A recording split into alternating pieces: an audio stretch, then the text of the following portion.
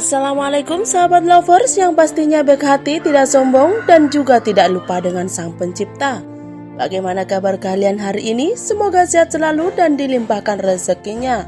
Amin ya robbal alamin. Sebelumnya admin ucapkan terima kasih kepada sahabat lovers karena selalu mengikuti perkembangan Subang melalui channel kami. Dan kami sangat bersyukur kepada kalian yang telah mengeklik video ini, yang artinya kami yakin kalau kalian masih penasaran terkait siapa pelaku pembunuh ibu dan anak di Subang. Dan kalau begitu mari kita kawal kasus ini sampai tuntas. Terbaru kasus Subang, tim penyidik kaget dengan sikap Yosef dan Yoris.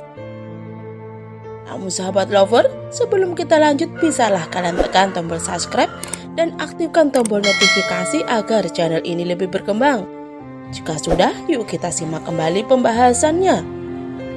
Pembunuh ibu dan anak di Subang, Jawa Barat merupakan kasus yang istimewa.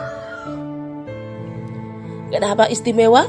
Karena korban dari pembunuhan itu bukanlah orang penting atau memiliki jabatan penting di Indonesia ini. Tuti dan Amel, korban di kasus pembunuhan ibu dan anak di Subang, Jawa Barat, hanyalah masyarakat biasa.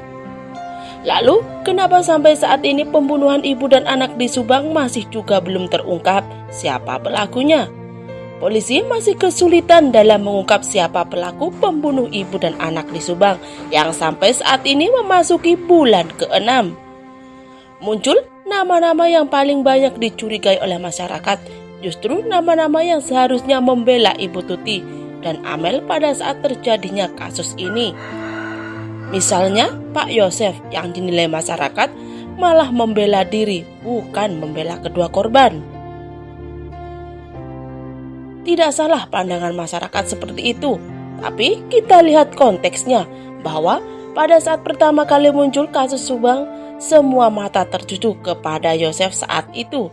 Meskipun saat ini berkurang orang-orang yang mencurigai Yosef, tapi ada juga yang curiga dengan Yoris. Ada pula yang curiga dengan Danu, dan ada juga yang curiga dengan orang-orang yang ada di yayasan yang dimiliki oleh kedua korban. Kalau melihat secara adil, memang tak ada yang enak dengan sikap Yosef yang memutuskan untuk menyewa pengacara. Karena pada saat hari pertama pun, Yosef mengakui termasuk Mulyana saudara Yosef mengatakan bahwa orang yang curiga kepada Yosef. Makanya Yosef melakukan pengamanan diri.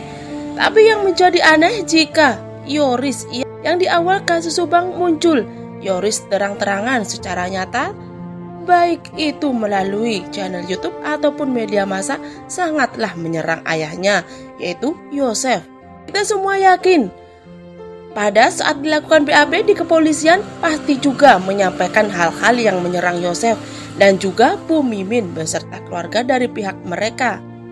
Tapi mengapa di akhir tahun Yoris dan Yosef bergabung menjadi satu tim pengacara dan keputusan tersebut mengagetkan semua pihak?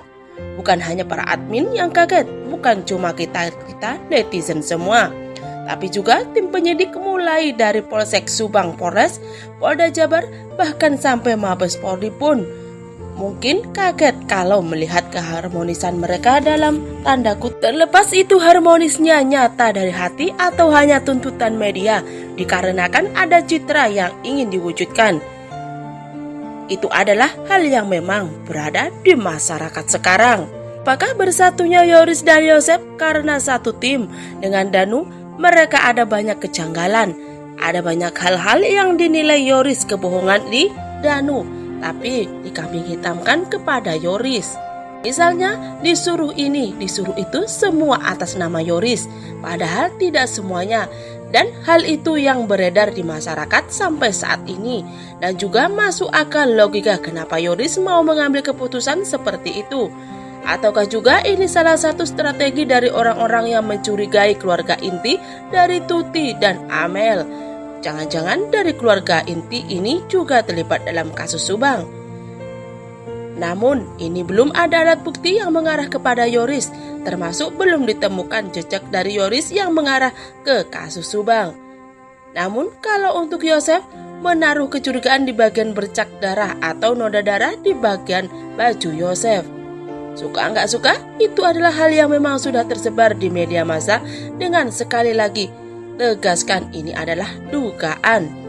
Namun untuk jawaban tim penyidik sudah punya. Apakah bercak warna merah tersebut berasal dari salah satu korban atau keduanya, atau juga dari orang lain, dan juga itu sumbernya dari mana? Apakah langsung dari tubuh manusia atau dari alat untuk menghabisi kedua korban? Sejauh ini pelaku pembunuh ibu dan anak di Subang masih belum terungkap. Semoga saja dalam waktu dekat polisi bisa menangkap pelaku pembunuh ibu dan anak di Subang ini. Nah sahabat lovers, bagaimana tanggapan kalian? Cantum di kolom komentar dan terima kasih sudah menyimak video ini sampai habis, dan sampai jumpa di video selanjutnya.